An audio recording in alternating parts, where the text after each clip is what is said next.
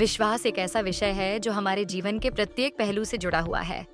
फिर चाहे वो व्यक्तिगत जीवन हो, सामाजिक संबंध हो या आध्यात्मिक यात्रा, हम सभी कभी न कभी विश्वास करते हैं, किसी व्यक्ति, स्थिति या घटना में। लेकिन क्या आपने कभी गहराई से सोचा है कि विश्वास वास्तव में क्या है? और विश्वास का वास्तविक रूप क्या होता है? हमारे समाज में विश्वास का मतलब अक्सर ये होता है कि हम किसी खास व्यक्ति, वस्तु या विचार पर निर्भर रहते हैं।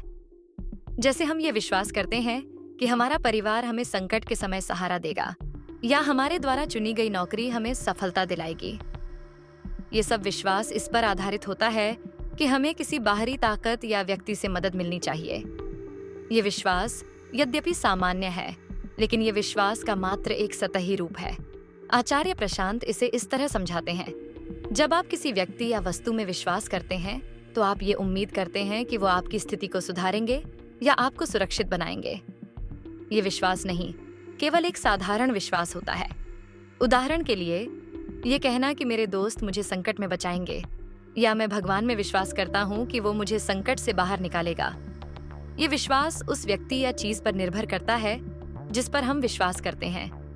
हम पूरी तरह से उस व्यक्ति या चीज पर निर्भर होते हैं और ये हमारे मानसिक शांति के लिए महत्वपूर्ण बन जाता है। इस विश्वास के चलते हम किसी बाहरी शक्ति को हमारे जीवन की समस्याओं का समाधान करने के लिए जिम्मेदार मानते हैं। आध्यात्मिक दृष्टिकोण से विश्वास का वास्तविक अर्थ पूरी तरह से भिन्न है।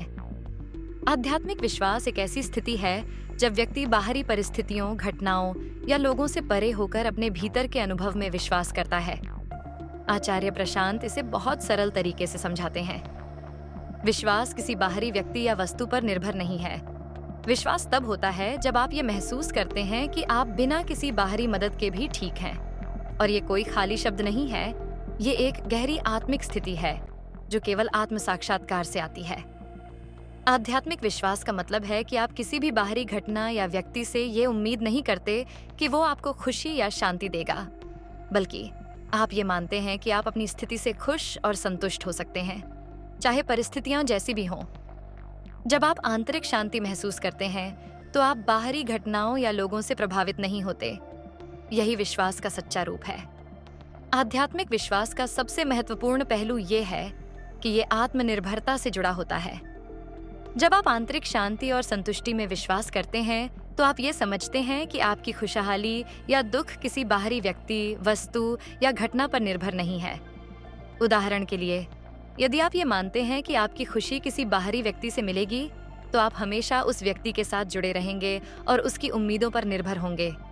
लेकिन जब आप आत्मनिर्भर विश्वास में आते हैं तो आप महसूस करते हैं कि आपकी खुशी या शांति आपके भीतर है और इसे कोई भी बाहरी चीज नहीं हिला सकती। आचार्य प्रशांत इसे इस तरह से व्यक्त करते हैं, जब आप ये कहते हैं, मैं ठीक हूं चाहे कोई आए या ना आए, तो ये विश्वास का सच्चा रूप है। आप बाहरी दुनिया की घटनाओं या व्यक्तियों से प्रभावित नहीं होते। ये आत्मनिर्भर विश्वास उस आत्मा की स्थिति है जो खुद को किसी बाहरी मदद या समर्थन की आवश्यकता नहीं महसूस करती। इस स्थिति में व्यक्ति अपने भीतर की शक्ति और शांति को महसूस करता है और वो जानता है कि हर परिस्थिति में वो सुरक्षित और संतुष्ट रहेगा। धार्मिक और आध्यात्मिक विश्वास की बात करते हुए अक्सर राम जैसे प्रतीक सामने आते हैं।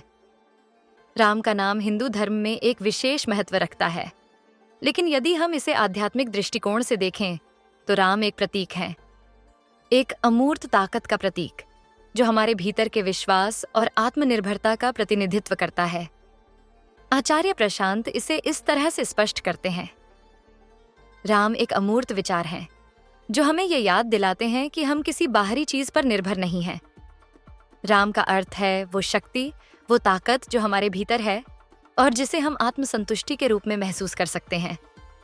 राम का कोई बाहरी रूप नहीं है, वो केवल एक प्रतीक हैं जो ये बताते हैं कि हमें किसी बाहरी व्यक्ति या चीज से उम्मीदें नहीं रखनी चाहिए। यदि राम को एक बाहरी व्यक्ति के रूप में देखा जाए तो हम हमेशा उसकी मदद के लिए इंतजार करेंगे, लेकिन जब राम को एक अमूर्त विचार के रूप में लिया जाता है तो हम समझते हैं कि हमारे भीतर ही वो शक्ति है जो हमें किसी भी कठिनाई का सामना करने के लिए सक्षम बनाती है। विश्वास एक मानसिक स्थिति है जो हमें ये समझने में मदद करती है कि हम अपनी समस्याओं का समाधान स्वयं पा सकते हैं। ये विश्वास हमें अपने भीतर की शक्ति को पहचानने और उसे बाहर की परिस्थितियों से अनदेखा करने में सक्षम बनाता है। विश्वास का वास्तविक रूप तब होता है जब आप ये जानते हैं कि आपके भीतर एक शक्ति है जो आपके हर संघर्ष को हल कर सकती है। विश्वास का मतलब ये नहीं है कि आपको बाहरी दुनिया से मदद की आवश्यकता नहीं है, बल्कि ये है कि आप बाहरी दुनिया से प्रभावित नहीं होते।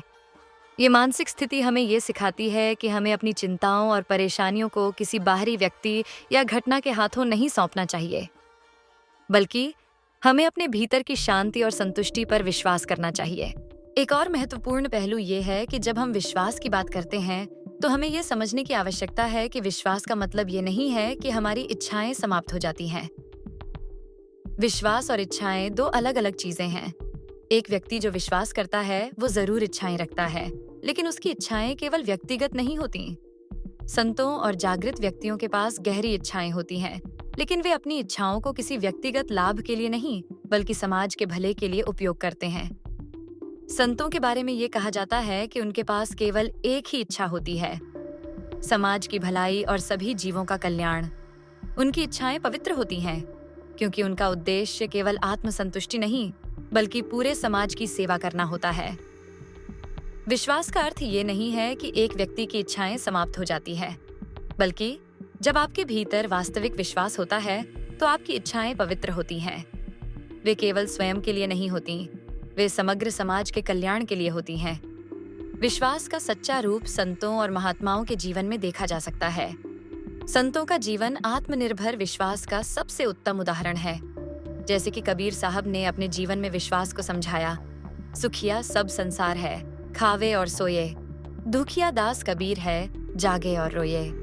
इस दोहे का अर्थ है कि संसार के लोग बाहरी सुखों में खोए रहते हैं, लेकिन संतों का जीवन अंदरूनी जागृति और आत्मनिर्भर विश्वास से भरा होता है।